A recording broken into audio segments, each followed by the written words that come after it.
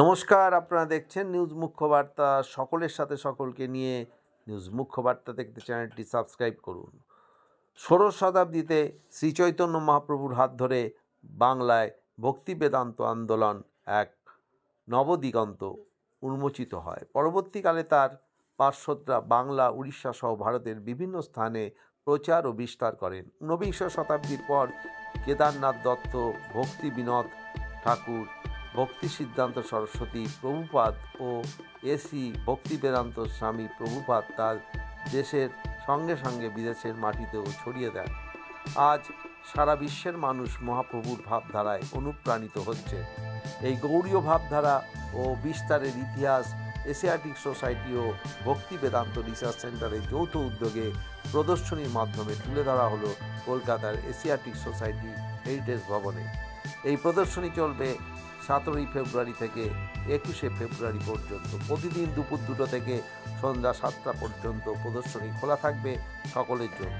ভক্তি বেদান্ত রিসার্চ সেন্টারের রিসার্চার ও কিউরেটর সৌরিন দাস জানান, প্রদর্শনীতে তুলে ধরা হয়েছে মহাপ্রভুর জীবন ও কর্মকাণ্ড নিয়ে তৎকালীন কিছু প্রামাণ্য পুঁথি, পেন্টিং ও রেপ্লিকা।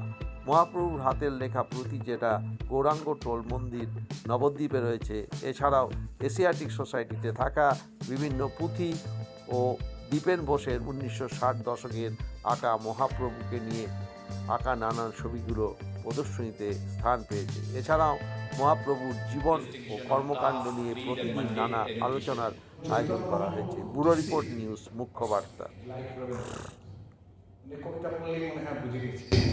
কিন্তু বুঝছে চৈতন্য মহাপ্রভু ভাবনা চিন্তা শুনি মনে হয় এখন সোজা ব্যাপার, এই করেছিলেন এই ব্যাপার। কিন্তু এই করার পেছনে যে স্ট্রাগলটা, সেটা যে কি, সেটা খুব বৃহৎ গবেষণার বিষয়। এবং আমার নিজের মনে হয়েছে তার 500 বছর চৈতন্য মহাপ্রভু যখন হলো, তখন প্রচুর বই বেরোলো, হিড়িক পড়ে। যেসব বই বেরোলো, হ্যাঁ মন্দ নয়, সেগুলো সব ভালো, অনেক ভালো। কিন্তু মানুষ চৈতন্য, তিনি যেভাবে ভগবান হয়ে উঠেছে, এটা তাকে দেখা যাচ্ছে। তিনি কিন্তু একমাত্র উদাহরণ, যার থেকে বোধ হয় আমরা পরবর্তীকালে এটাও প্রমাণ করতে পারবো যে আমাদের ভগবান কৃষ্ণ হয়তো এই ধরনের ছিলেন। যেটা আমার মনে হচ্ছে যে চৈতন্যকে নিয়ে এখনো অনেক কাজ বাকি আছে, সেগুলো করার